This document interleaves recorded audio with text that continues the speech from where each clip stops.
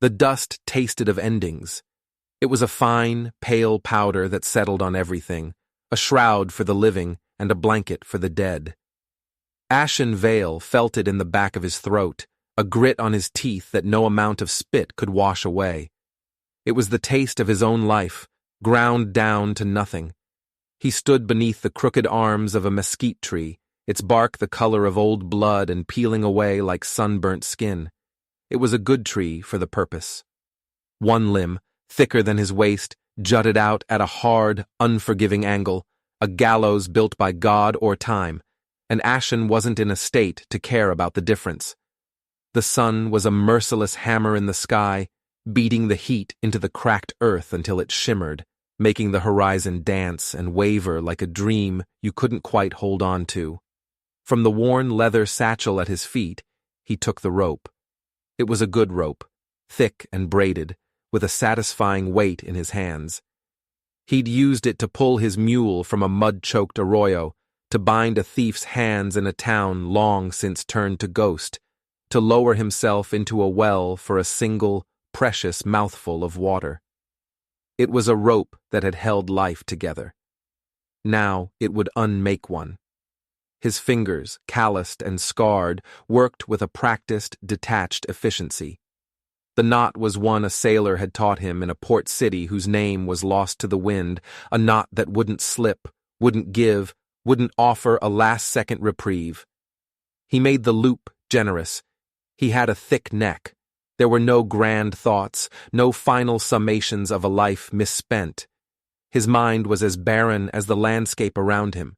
The faces he'd wronged, the blood he'd spilled, the trust he'd shattered, they weren't a gallery of ghosts come to see him off. They were just the dust. They were the grit in his teeth. He had run from them for so long that they had become a part of him, an internal desert he could no longer cross. This tree, this rope, this was not an escape. It was simply the last step of a journey that had ended years ago. He was just catching up to his own ghost. He threw the heavy end of the rope over the limb. It landed with a soft thud, sending a shower of bark dust down onto his shoulders. He pulled it tight, testing the branch's strength. It held. Of course it held. The world was always strong enough to accommodate a man's despair. He dragged a large, flat rock from the base of the tree, positioning it beneath the dangling noose. His movements were slow, deliberate, a ritual stripped of all reverence. This was just a piece of work to be done. He stepped onto the rock, the stone hot through the worn soles of his boots. He reached up, his hand surprisingly steady, and slipped the loop over his head. The rope was rough against the sweat and grime on his neck. It smelled of hemp and dust and the faint metallic tang of his own fear, a scent he knew as well as his own name. He closed his eyes. He saw nothing. Not darkness, not light. Just a hollow, waiting void. It was time. He shifted his weight, preparing for the short, sharp drop that would sever the frayed thread of his existence. A sound. Not the wind, not the scuttling of a lizard. A sound that didn't belong in the vast, empty silence. He opened his eyes. Standing just beyond the shade of the mesquite was a child. A girl, no more than 6 or 7 summers old, with hair as black as a raven's wing and skin the color of the earth after a rain. She was barefoot, her small feet caked in the pale dust, and she wore a simple, sleeveless shift of what looked like homespun flax, faded and frayed at the hem. Her eyes, dark and impossibly deep, were fixed on him. She wasn't afraid. She was just watching, as if he were a strange new cloud formation or a peculiar bird. In her arms, she clutched a doll. It was a crude thing, made of rags and stuffed with grass, its face a blank canvas of cloth. But around its stitched neck and sewn into its torso were beads.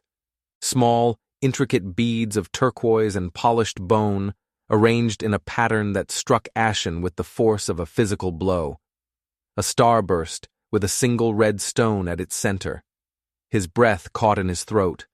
The rope suddenly felt impossibly tight, a phantom pressure choking him before he'd even jumped. He knew that pattern. He had seen it glinting in the firelight, on the buckskin shirt of a man whose face was a mask of defiance and terror. A man Ashen had cut down. The silence stretched, pulled taut between them. The sun beat down. A hawk circled high overhead, a black speck against the searing blue. The little girl took a hesitant step forward, her dark eyes never leaving his. She stopped at the edge of the shade, her small form silhouetted against the blinding glare of the plains. Her voice, when it came, was not a child's cry, but a simple, clear question. A stone dropped into the deep well of his emptiness. "Are you my father?" The words hung in the air, more real, more solid than the rope around his neck. Ashen stared at her, at the impossible question in her eyes, at the beaded doll that was a testament to his sins. The world, which had been a flat, colorless canvas, suddenly rushed in with a dizzying, sickening kaleidoscope of detail. The buzz of a fly near his ear, the rough texture of the rope against his skin, the way the girl's small hand tightened on the ragdoll's arm. Father. The word was a foreign country he had never visited. He was a taker, a breaker, a ghost. He was the reason fathers were gone. He was the reason for the bones that lay unburied in the high canyons, the reason for the whispers of a scattered, broken people. He couldn't speak. The lie and the truth were wrestling in his throat, and both felt like poison. To say yes was a blasphemy. To say no felt like a cruelty he could not, for some reason he did not understand, bring himself to commit. To kick the rock out from under his feet now would not be an act of despair, but an act of cowardice, an answer in itself. Slowly, his hands, which had been hanging limp and useless at his sides, rose. They moved with a tremor he hadn't felt when he was tying the knot. He fumbled with the loop, his fingers clumsy, and lifted the rope from his neck. It felt heavier now than it had before, weighted with a question that had no answer. He stepped down from the rock, the ground unsteady beneath his feet. He coiled the rope, his old habits taking over, his hands moving without thought. He stuffed it back into the leather satchel, pushing it down deep, as if to hide it not from the girl, but from himself. He looked at her again. She hadn't moved. She was still waiting, her gaze unwavering, her hope or her question or her accusation held before her like a shield. He was Ashen Vale, a man who had come to this tree to die. But the dead don't get asked questions. The dead don't get mistaken for fathers. He had chosen his end, but a life he had helped to shatter had just, in its own innocent, devastating way, chosen him to continue. He gave a slow, almost imperceptible nod. It wasn't a yes. It wasn't a no. It was an acknowledgement, an acceptance of the moment. He slung the satchel over his shoulder, the rope a cold, heavy lump against his back. The girl's expression didn't change, but a subtle shift occurred in her stance. She had her answer, or the one she would accept for now. Without a word, she turned and began to walk away, not back toward the empty plains, but up, toward the low, hazy foothills that rose into the jagged, sun-scorched mountains beyond. She didn't look back to see if he was following. She simply knew he would. And he did. Ashen Vale, the drifter, the killer, the man who had been ready to hang, picked up his feet and followed the small, barefoot child into the hills, a ghost trailing a ghost, walking toward a past he could never outrun. The climb was a silent conversation. The girl, whose name he did not know, set a steady, unhurried pace, her bare feet finding purchase on the loose scree and rocky ground as if she were born of it. She moved with an economy of motion that spoke of a lifetime spent in these hills, a knowledge of the land that was as much a part of her as the color of her eyes. She did not speak, did not look back, but her presence was a constant, pulling force, a tether far stronger than the rope in his bag. Ashen followed a dozen paces behind, the sun a hot hand on the back of his neck. The world had shrunk to the small, retreating back of the child and the rhythmic crunch of his boots on the dry earth. With every step, the mesquite tree and the flat rock and the man he had been an hour ago receded, becoming a small, insignificant tableau in the vast, indifferent landscape.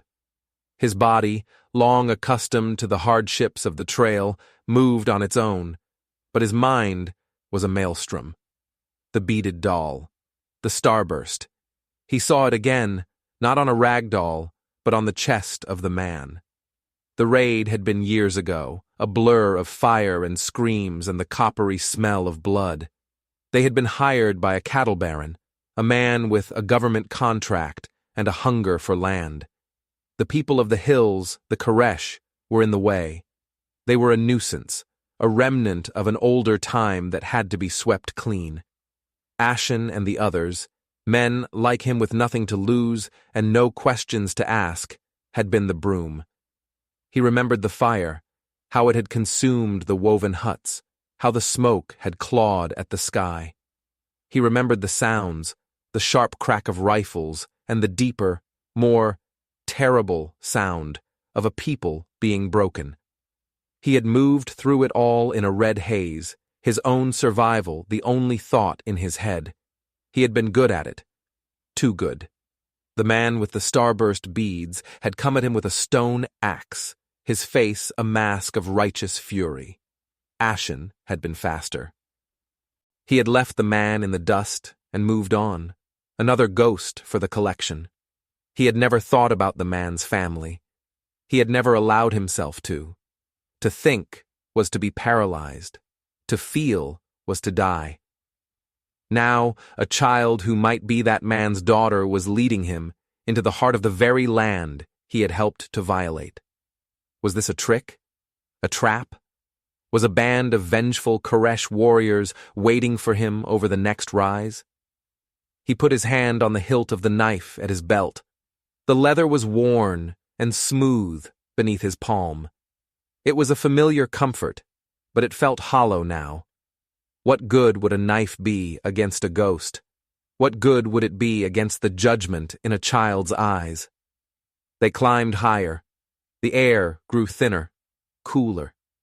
The scrubby mesquite and creosote gave way to gnarled piñon pines and junipers that clung to the rocky slopes with a stubborn tenacity. The land was not empty, as it had appeared from the plains below. It was alive with a quiet, watchful presence. Ashen felt it in the way the wind whispered through the pines, in the dark, unblinking eyes of a lizard sunning itself on a rock, in the shadows that stretched and deepened in the canyons below. This was Koresh land. He was an intruder, a trespasser. He could feel the weight of the generations who had walked these paths, who had prayed to these mountains, whose bones were now part of the soil beneath his feet. The girl stopped. They were on a high ridge overlooking a deep, shadowed canyon. A stream, a mere silver thread, ran along the bottom. She pointed with her small chin toward a narrow, almost invisible path that switched back down the steep canyon wall. Then she looked at him, her first direct glance since she had turned to lead him away from the tree. Her expression was unreadable, but her message was clear. This way. The descent was treacherous. The path was little more than a goat trail crumbling at the edges. Ashen, for all his experience, found himself moving with a caution he rarely employed. A fall here would mean a broken leg at best, a slow death at worst. The girl, however, moved with the grace and confidence of a mountain cat, her small form flitting down the path ahead of him. She seemed to know every loose rock, every solid handhold. Halfway down, she stopped again, waiting for him on a narrow ledge. As he drew near, she pointed again, not down the path, but across the canyon. On the opposite wall, tucked beneath a massive stone overhang, were the ruins. He hadn't seen them from above. They were built of the same red rock as the canyon itself, a part of the landscape almost invisible to an untrained eye. Small stone-walled structures clinging to the cliff face like swallows' nests, the home of the Koresh, or what was left of it. The sight of it sent a cold dread through him. This was the place. He recognized the shape of the overhang, the way the cliff curved around it. This was the village he had helped to burn. The girl started down the path again, and he followed, his heart a heavy, leaden thing in his chest. The air in the canyon was cool and smelled of damp earth and pine. The sound of the stream grew louder, a soft, murmuring song. When they reached the bottom, the girl led him not toward the ruins, but upstream, along the water's edge. The stones in the stream were smooth and gray, worn down by centuries of flowing water. The girl knelt and drank, cupping the water in her small hands. She looked up at him, a silent invitation. Ashen knelt beside her, the cold water a shock to his system. It tasted clean, pure. It tasted of life. He felt a pang of something he could only describe as shame. Drinking from this stream, in this place. It felt like a theft. They rested for a time by the water. The girl took out her doll and adjusted its beaded necklace. She didn't play with it in the way other children might. She held it with a quiet reverence, as if it were not a toy, but a sacred object, a vessel for memory. Ashen watched her, the silence between them filled with the unspoken history that lay scattered in the ruins across the canyon. He thought about the rope in his bag. He could feel its weight, its coiled potential. He had brought it to this place to end a life. Now he was here, in the heart of his own crime, with a child who might be the living embodiment of his guilt. What was he supposed to do? What did she want from him? As the sun began to dip behind the high canyon walls, casting long purple shadows, the girl stood. She tucked the doll carefully into the sash of her dress and started walking again, this time crossing the shallow stream, stepping from stone to stone, and heading directly for the cliff dwellings on the other side. The final approach was a steep, winding path carved into the rock face. Handholds had been worn smooth by generations of use. As they climbed, Ashen could see the details of the ruins more clearly. The walls were expertly crafted, the stones fitted together without mortar. Some of the small structures were still intact, their timbered roofs gone but their walls standing strong. Others were just piles of rubble, blackened by a fire that still seemed to linger in the air, a cold ghost of heat. He saw the place where he had killed the man with the starburst beads. It was an open plaza, a small, level space in the center of the village. He could almost see the scene playing out before him, the chaos, the fear, the violence. He felt a wave of nausea and leaned against the cool rock wall, closing his eyes. When he opened them, the girl was gone. He looked around wildly, his heart pounding. Had she led him here to be ambushed? Was this the end? Then he saw her. She was standing in the doorway of one of the more intact dwellings, a small round building set slightly apart from the others. She was beckoning to him. He approached slowly, his boots scuffing on the stone. The air grew colder as he neared the doorway. Inside it was dark and smelled of dust and something else, something ancient and sacred. He hesitated at the threshold. The girl's voice came from the darkness, soft but clear. "Come." He ducked his head and stepped inside. It took a moment for his eyes to adjust to the gloom. The interior was a single, circular room. The walls were smooth and plastered with a clay that had been painted with faded symbols, spirals, handprints, figures of animals and men. In the center of the room, a thin shaft of light from a smoke hole in the roof illuminated a small, raised hearth.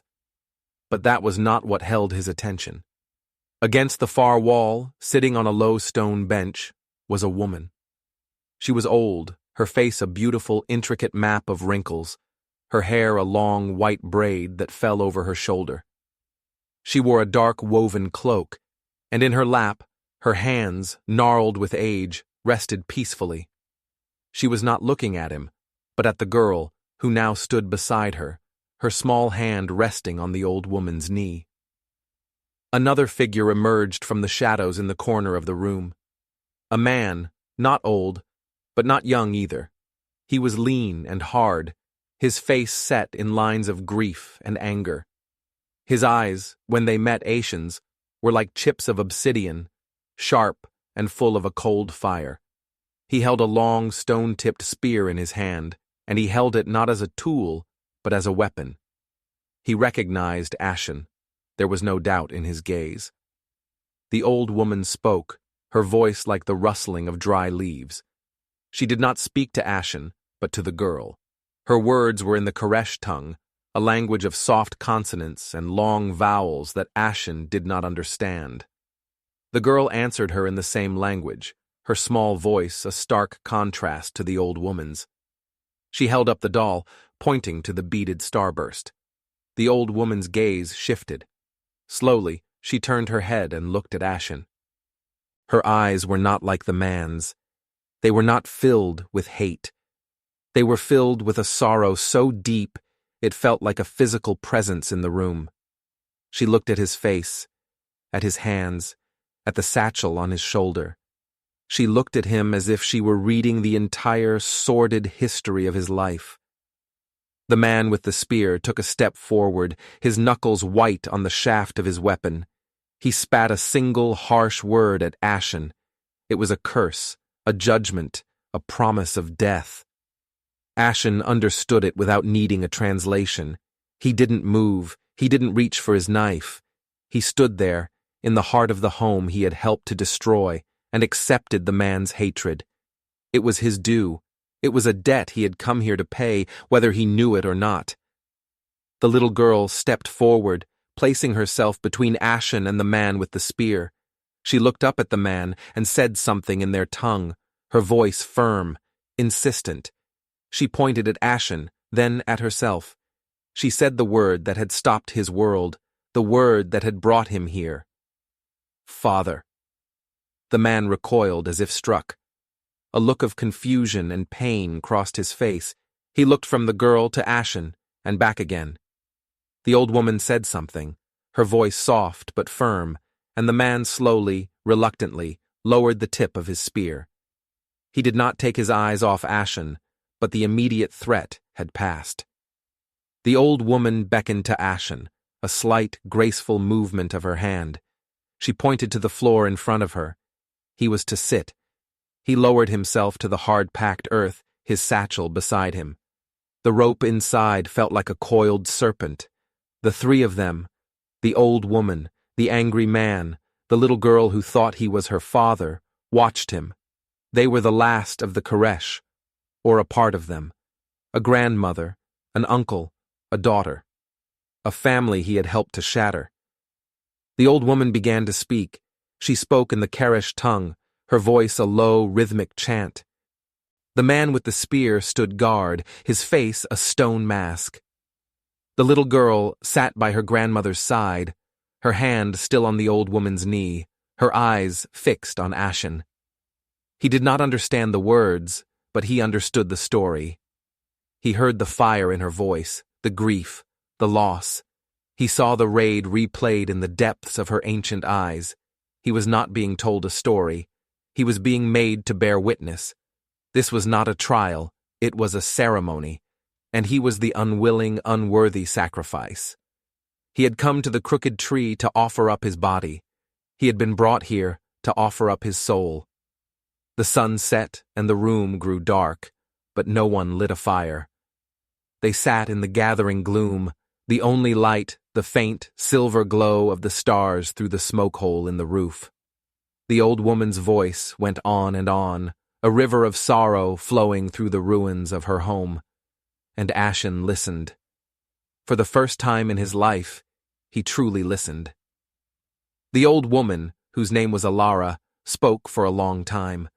Her voice rose and fell, sometimes a whisper, sometimes a keening cry that seemed to echo off the canyon walls. Ashen sat before her, his back straight, his hands resting on his knees.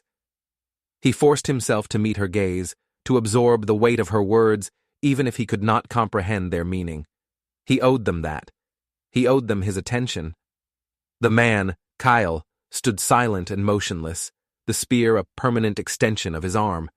His hatred was a palpable thing, a heat that radiated across the small room. But he obeyed the old woman. Her authority was absolute, woven from tradition and grief. The girl, Lyra, remained by her grandmother's side, a small, still anchor in a sea of sorrow. Her belief in him, as baseless and wrong as it was his only shield. It was a shield made of glass, and he could feel it cracking under the pressure of Cale's stare.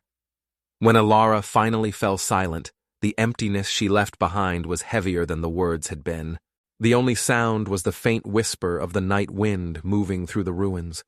She looked at Ashen, her eyes seeming to pierce the darkness, and then she spoke a single word he understood, a word from the traitor's tongue. Why?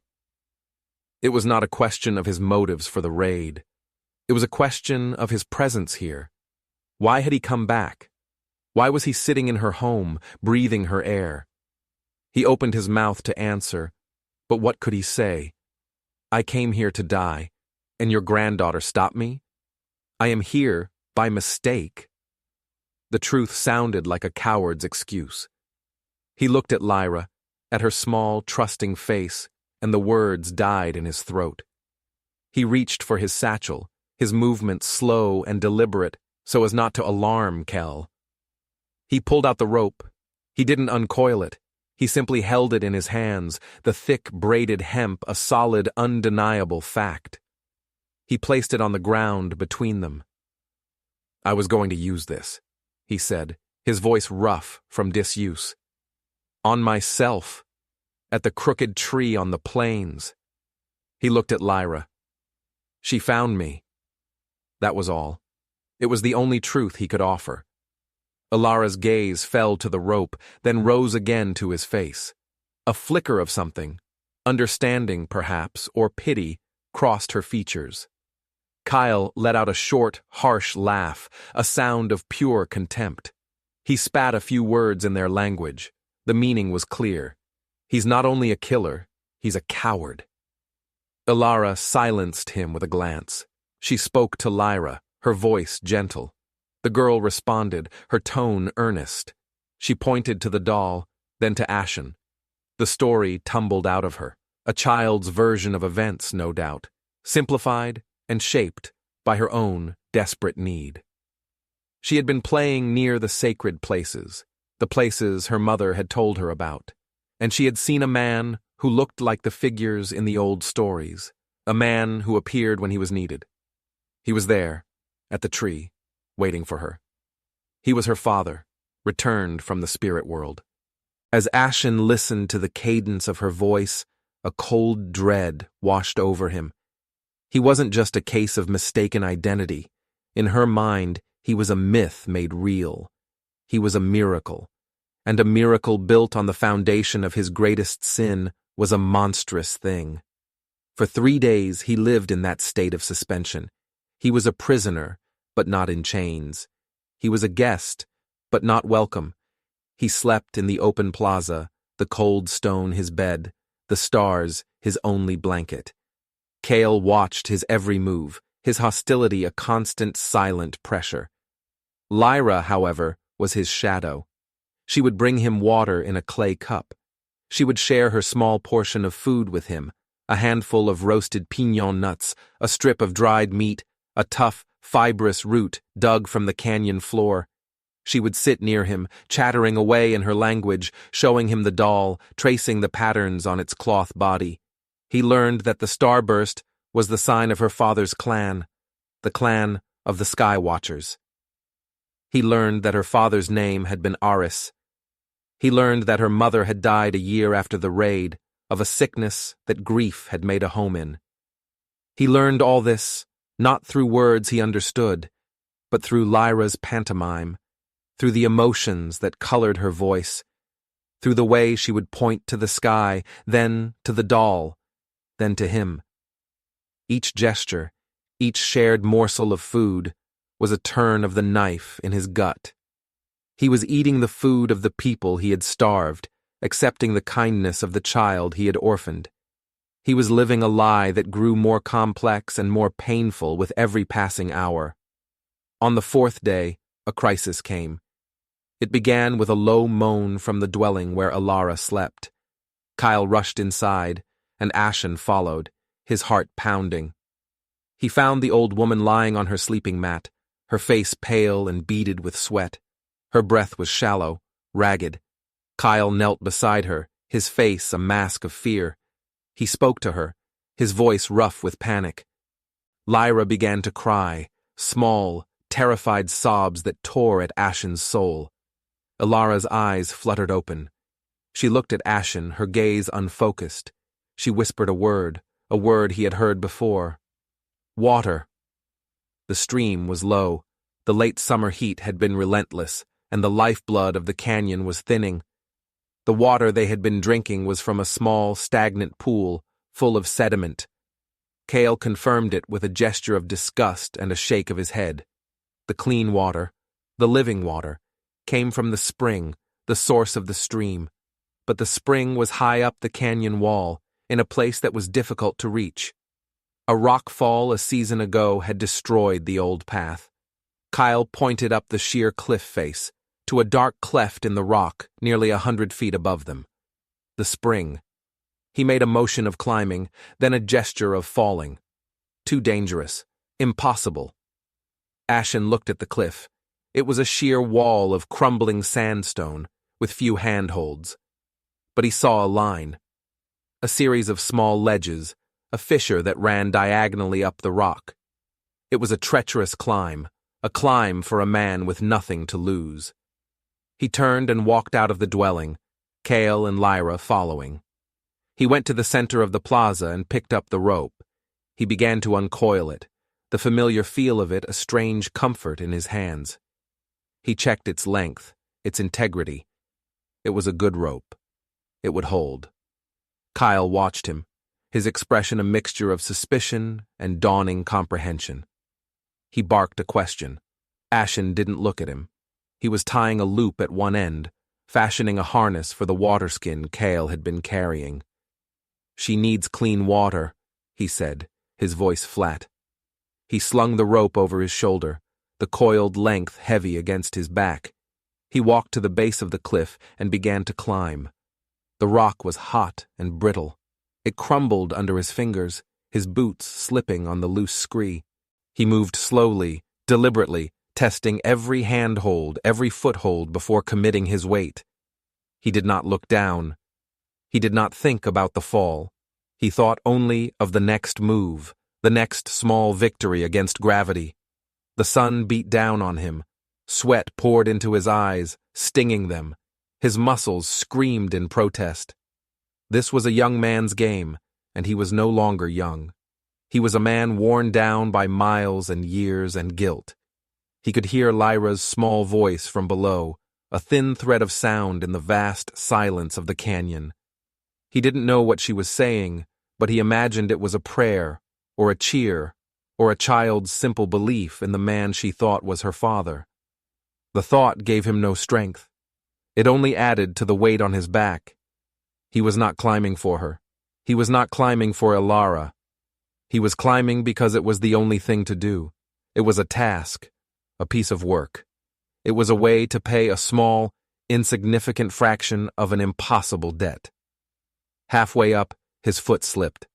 For a heart-stopping moment, he was dangling by his fingertips, his body swinging out over the void. The satchel with the rope swung wildly, threatening to pull him off the cliff. He gritted his teeth, the muscles in his arms and back screaming as he found a new foothold. He pressed himself against the rock, his heart hammering against his ribs, and waited for the trembling in his limbs to subside. He looked down. Kyle and Lyra were small figures, their faces turned up toward him. He could see the fear in their posture. He looked up. The cleft was still a long way off. He took a deep breath and started climbing again. It took him what felt like a lifetime to reach the cleft. He pulled himself over the ledge, his body shaking with exhaustion. and collapsed onto the damp ground inside the small cave. The air was cool and smelled of wet stone and moss. And there it was, the spring. A pool of water, so clear it was almost invisible, welling up from a fissure deep within the mountain. It was the heart of the canyon, the source of its life. He rested for a moment, his breath coming in ragged gasps. Then he unslung the rope and the water skin. He filled the skin, the gurgling sound of the water, a beautiful song. He secured the stopper and tied the water skin to the end of the rope. He looked over the ledge. Kyle was waiting below, looking up, his face unreadable. Ashen lowered the water skin carefully, letting the rope play out through his raw, bleeding hands. He watched it descend, a dark pendulum swinging against the red rock. He saw Kale catch it, saw him untie it and raise it to his lips for a quick drink before turning and running back toward the dwelling. The task was done. He had done what they could not. He had brought them life. But he was still up here, on the cliff face, 100 feet above the canyon floor. He had the rope, but there was nothing to anchor it to. He could try to climb down, but his strength was gone. His arms and legs were trembling uncontrollably. A descent would be suicide. He sat in the mouth of the cave, the cool air drying the sweat on his skin, and looked out over the canyon. The sun was setting, painting the cliffs in hues of orange and purple. The ruins below were sinking into shadow. It was a beautiful, terrible place, a place of ghosts and memories. He had a choice. He could wait. Maybe Kale would come for him. Maybe he would bring help from some other band of survivors Ashen didn't know about. Or maybe he would leave him here to die. It would be a just end. The killer left to rot in the sacred place he had desecrated. Or he could use the rope. He could find a solid-looking outcrop, tie the knot he knew so well, and finish the job he had started at the crooked tree. It would be easy. It would be an end to the pain, the guilt, the impossible burden of being mistaken for a good man. He picked up the rope. He ran it through his hands. It was a good rope. It had saved a life today. It had brought water to a dying woman. It had served a purpose beyond his own selfish despair. He looked down at the village. A small fire had been lit in the plaza, a tiny spark of defiance against the encroaching darkness. He could see figures moving around it. He saw Kale emerge from Alara's dwelling. He saw Lyra run to him. Kale knelt and gave her the water skin. She drank, then hugged him. Something shifted in Ashen's chest, a painful cracking sound, like ice breaking up in a frozen river. He had not felt this before. It was not guilt. It was not shame. It was a profound, aching connection to the small figures below, to their survival, to their grief. He had taken a father from them. He had climbed a cliff. It was not an equal trade. It was not even a beginning. It was nothing. And yet, it was something. He began to coil the rope, not for a noose, but for the climb down. He didn't know if he would make it. He didn't know if he deserved to, but he knew he had to try. He had to go back down. He had to face them. He had to offer up not an apology, not an explanation, but a life. Not the end of his, but the continuation of it. In their service. For as long as they would have him. He secured the rope around his waist, took a deep breath, and began the long, perilous journey back down into the world of the living. The descent was a fever dream. Every muscle screamed, his hands were raw and bleeding, and the darkness was a living thing, trying to swallow him whole. He moved by memory and instinct, his cheek pressed against the cold stone, the abyss breathing on his back. The fire in the plaza below was his only guide, a single point of light in a universe of black. When his feet finally touched the solid ground of the canyon floor, his legs gave out, and he crumpled into a heap, his body a single throbbing ache. He lay there for a long time, the dust and gravel pressing into his skin. Kale found him there. He did not offer a hand. He simply stood over him, a dark silhouette against the stars, the empty water skin in his hand. He looked down at Ashen, and for the first time, the raw hatred in his eyes was tempered with something else. A grudging respect, a deep, weary confusion. He grunted, a sound that was not hostile, and walked back to the fire. Ashen dragged himself to his feet and followed. The firelight flickered across the stone walls of the ruins, making the shadows dance like ancient spirits. Lyra saw him and ran to him, her small face streaked with tears and dirt. She threw her arms around his legs and held on tight, her body trembling. He looked down at the top of her dark head, and a feeling of such profound unworthiness washed over him that he swayed on his feet. He gently patted her shoulder, his hand clumsy and strange. Alara was sitting up by the fire, wrapped in a thick blanket. She looked weak, but her eyes were clear. She had drunk the water. She watched him as he approached, her gaze steady and searching. He stopped before her, Lyra still clinging to his leg. He had no words. Apologies were cheap, meaningless.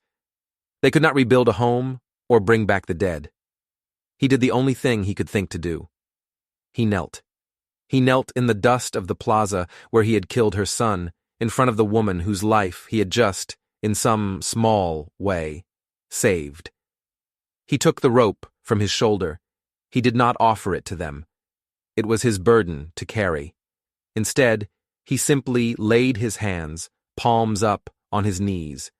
They were torn, bloody, and trembling with exhaustion. They were the hands of a killer, but they were also the hands that had climbed the cliff. They were all he had to offer. He looked at Alara and then at Cale, and he spoke, his voice low and hoarse. "My name is Ashen Vale." It was a confession, an admission of his identity, separate from the one Lyra had given him. He was not Eris. He was not her father. He was the man who had brought the fire. Cale tensed, his hand going to the knife at his belt. Lyra looked up, her face a mask of confusion. She did not understand his words, but she felt the shift in the air. Alara held up a hand, stopping Cale. She looked at Ashen, her ancient eyes holding his. She had known. Of course, she had known. She had seen the guilt in him from the moment he had stepped into her home. She had seen the ghost of her son in his haunted gaze. Lyra's fantasy was a child's dream, but Alara was a woman who had outlived dreams. She spoke, her voice quiet but strong. She spoke in her own tongue, but her gaze never left his. Cale translated, his voice flat, emotionless, as if the words were stones in his mouth. "She says a man is known by his actions. You came to this place with death in your hands." He gestured to the coiled rope. "You brought death to this place once before. Today, you brought life." He paused, his own struggle with the words evident. "She says the past cannot be unwritten. The dead cannot be brought back. The blood cannot be washed from the stone." Ashen nodded, accepting the truth of it. He had expected nothing less. "But," Cale continued, the word catching in his throat, "a life can be lived. A debt can be paid. Not in words, in work, in sweat, in service." Alara spoke again, a long, flowing sentence. Cale looked at Ashen, his eyes dark and conflicted. "The girl, Lyra, she has no father. I am her uncle, but I am not him. She needs a protector. Our people, what is left of us. We need hands to rebuild. We need a guardian to watch while we sleep. The work is hard. The danger is real. The memory of what you are will never fade."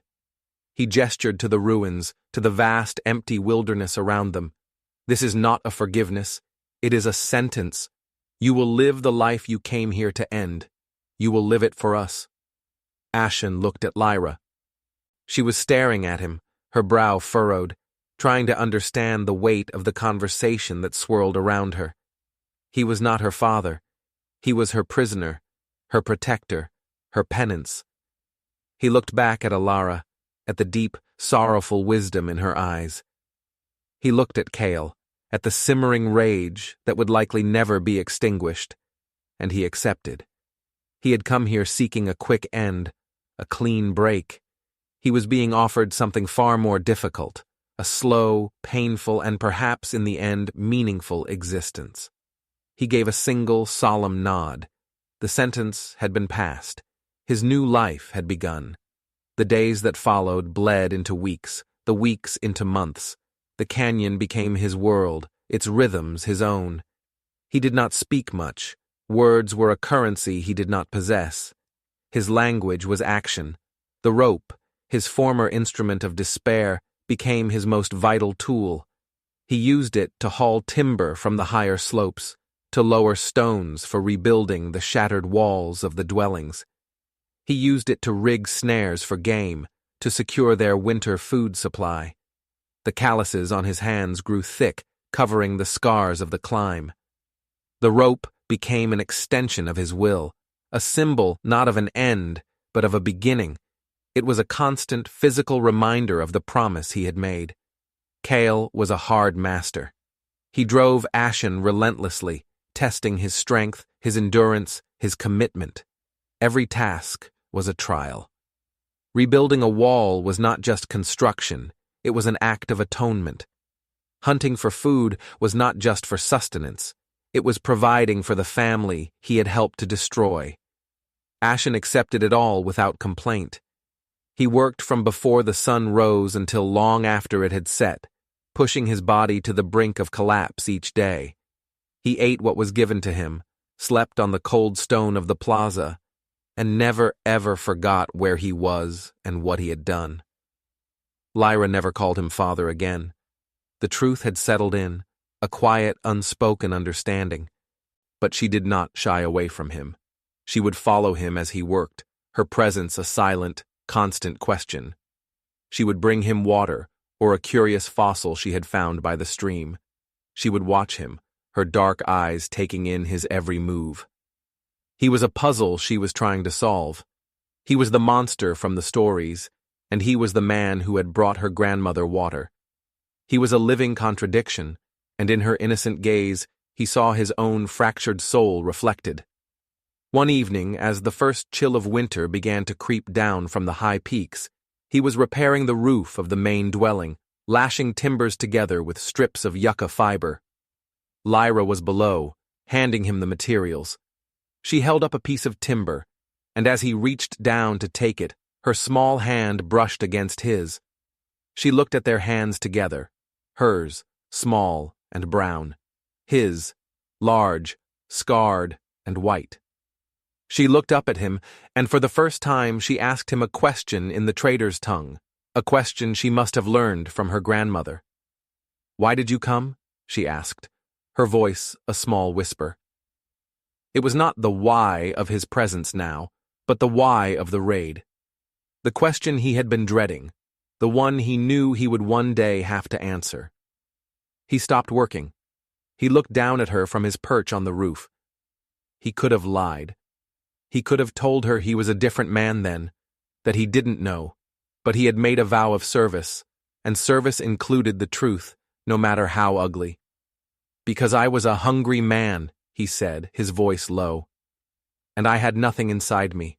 No family, no people, no God. A man with nothing inside him is easy to fill up with other men's hate." He looked away from her, out at the vast, empty landscape. "I came for money, for a piece of a world that didn't want me. I came because it was easier to burn something down than to build something up." He looked back at her. Her face was solemn. She did not cry. She did not recoil. She simply listened, absorbing the terrible, simple truth of it. She nodded, as if he had confirmed something she already knew, deep in her bones. She did not ask another question. She simply handed him the next piece of timber, and he went back to work, the silence between them now filled with a shared, painful understanding. Years passed. The seasons turned. The walls of the village rose again, stone by painstaking stone. Alara, nourished and cared for, lived on, her wisdom a guiding light for their small, fragile community. Kale's hatred for Ashen never disappeared entirely, but it softened, eroding over time like a stone in the river, changing from a sharp-edged weapon into a dull, heavy weight of memory. They worked side by side, a silent partnership forged in the shared goal of survival. Ashen grew older. His hair turned the color of the dust on the plains. His face became as lined and weathered as the canyon walls. He taught Lyra how to track, how to read the signs of the weather in the clouds.